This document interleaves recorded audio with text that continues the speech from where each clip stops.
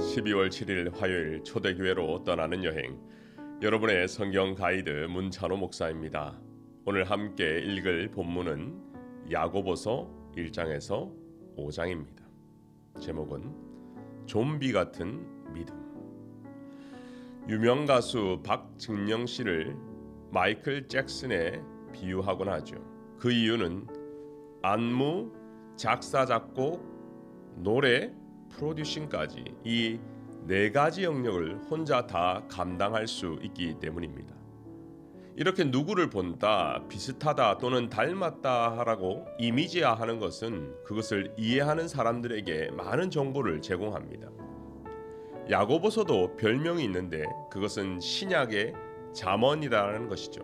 잠언처럼 짧은 권면이 많고 격언, 하지 말라는 금언, 삶의 교훈으로 가득 차 있습니다. 전체 5장 108절로 이루어져 있는데요. 이렇게 하라는 표현이 딱 절반 54번 나옵니다. 핵심 명령은 그리스도인이라면 어떻게 살아야 하는지, 그리고 삶의 방향성을 어떻게 잡아야 할지, 자아의 욕심과 내면의 시험, 인내가 필요한 것을 삶의 경험에서 사랑하는 아들에게 이야기하듯 하고 있습니다.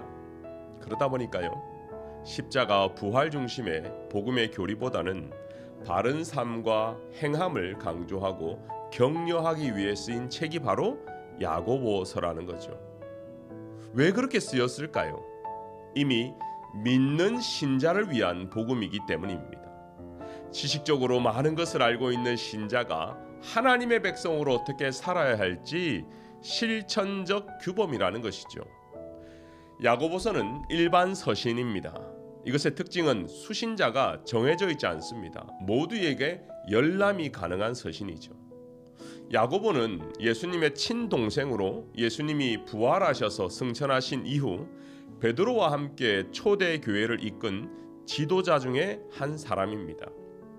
사도행전 15장에 보면 초대 교회가 할례 문제로 총회가 열렸습니다. 제가 한번 읽어드릴게요.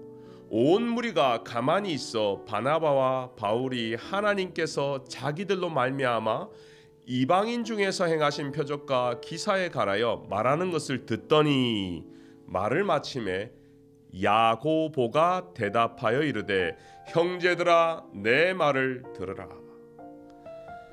아마도 야고보는 그 당시 지금처럼 교단은 없었겠지만 초대교회 총회장처럼 보입니다. 그리고 모든 12지파에게, 성도들에게 격언을 하는 것이죠. 저는 오늘 본문을 저 나름대로 사역을 했습니다. 그래서 최대한 쉽게 대입해 보고자 합니다. 야고보서 1장의 핵심은 믿고 실천하지 못하는 믿음은 방전된 배터리와 같다라는 것이죠. 하나님이 바라는 것은 말을 많이 하지 말고 가난한 사람들을 돕고 세속에 물들지 않는 것입니다. 이것이 야고보서 1장의 핵심입니다. 믿음으로 시련을 이기라. 지혜를 구하되 믿음으로 구하라. 참된 부요함은 이것이다. 그리고 말씀을 들었다면 순종하라. 사랑하는 여러분, 우리는 염려 앞에서, 때로 시련 앞에서 너무나 약한 존재임을 수많이 경험했습니다. 각 세대가, 남녀노소가 각기 다른 고민과 염려가 있지요. 어떤 것이라도 믿음으로 반응할 때에 하나님의 역사가 일어난다는 것입니다. 2장의 핵심은 행함이 없는 믿음은 영혼이 없는 육체, 즉 좀비와 같다는 것입니다. 26절에 보면 영혼 없는 몸이 죽은 것 같이 행함이 없는 믿음은 죽은 것이니라. 믿음에는 반드시 행함이 있어야 합니다. 행함이 없는 믿음은 죽은 거죠. 특히 차별에 관련해서 많이 언급하고 있습니다. 사람을 차별하지 말고 모든 사람을 사랑하기 위해 노력해라. 우리 모두는 편견이라는 안경을 쓰고 살아가고 있습니다. 이미 이민 생활을 통해 차별을 많이 경험하셨을 것입니다. 때로는 다른 인종과 함께 일하면서도 편견을 가지고 우리도 모르게 우리가 다른 사람을 차별한 적도 있을 것입니다. 하지만 오늘 야고보서는 우리에게 모두 사랑하고 이해하려고 노력해라. 이것이 복음의 안경이다라고 설명하고 있습니다. 모두가 예수님의 사랑이 필요한 존재이고 복음이 필요한 사람이라고 생각하면 어떤 환경 가운데서도 차별하지 않고 도리어 전도의 마음이 생기고 긍휼의 마음이 생겨나게 될 것이다 라는 것이죠. 3장은 그리스도인은 실수하지 말아야 하는데 특히 말조심, 입조심을 항상 주의해야 한다고 말하고 있습니다. 3장 2절에서 3절입니다. 우리가 다 실수가 많으니 만일 말에 실수가 없는 자라면 곧 온전한 사람이라 능히 온 몸도 굴레를 씌우리라. 우리가 말들의 입에 재갈 물리는 것은 우리에게 순종하게 하려고 그 온 몸을 제어하는 것이라. 사실 교회는 말이 많은 곳입니다.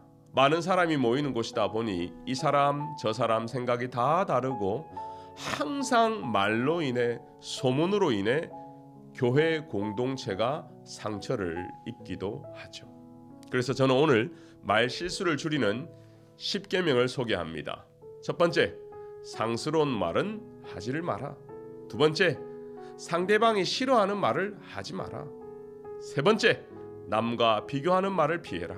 네 번째, 인격을 무시하는 말로 공격하지 말라. 다섯 번째, 상대 가족을 헐뜯지 말라. 여섯 번째, 폭탄 선언은 마지막까지 참아라.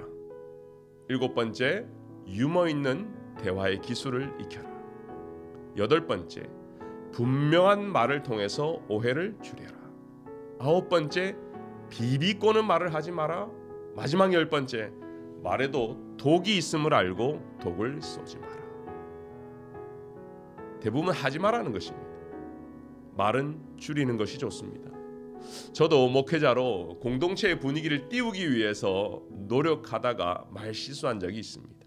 말은 줄일수록 말 실수가 없는 것 같습니다. 4장은 다투지 말고 세상과 벗하지 말고 서로 비방하지 말라. 모든 다툼은 욕심에서 시작한다라고 알려주고 있습니다. 누구나 욕심을 내면 더 얻을 수 있고 살인하고 시기에서라도 취할 수 있다면 다툼이 줄어들까요? 그렇지 않습니다. 사람들의 욕심은 끝이 없죠. 그 깊이와 넓이를 알 수 없는 것이 사람의 욕심입니다. 문제는 믿는 자들에게는 하나님께 구할 특권이 있다는 것이죠. 근데 이것이 정욕으로 내 욕심으로 잘못 구하고 있다는 것이 현재 우리의 주소입니다. 원하는 것을 얻을 수 없어 형제들끼리 다투지 말고 하나님께 아뢰라. 그리고 내 욕심으로 아뢰지 말고 하나님의 뜻 가운데서 기도하라는 것이죠. 우리 안에 정욕으로 말미암아 다툼이 발생한데요. 이 다툼은 정욕끼리 싸우는 것이 아닙니다. 결국은 정욕과 내 안에 성령이 싸움을 하는 것입니다. 그러므로 정욕을 억누리려고 하기보다는 성령에 압도되어 사는 것이 중요합니다. 그렇기 때문에 오직 성령의 충만함을 통해 이 다툼, 이 갈등을 멈출 수 있다라는 것입니다. 마지막 5장은 야고보서의 결론인데요. 특히 기도를 강조하고 있습니다. 신자의 언어 생활은 두 가지입니다. 그것을 5장 13절과 14절에 알려주고 있습니다.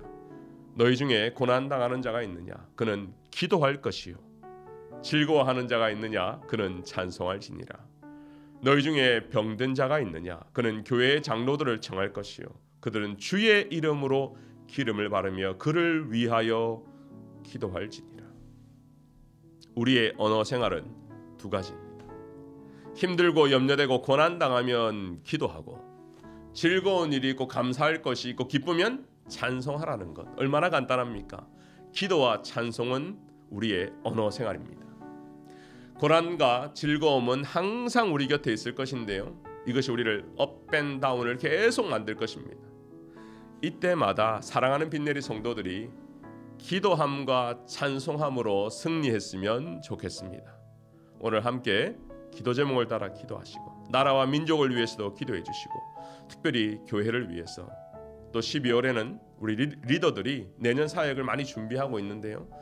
담임 목사님과 교역자들 그리고 당회원들에게 성령 충만하고 지혜가 충만해서 우리 빛내리 교회를 잘 이끌어갈 수 있도록 기도해 주시기를 부탁드립니다. 함께 기도하겠습니다.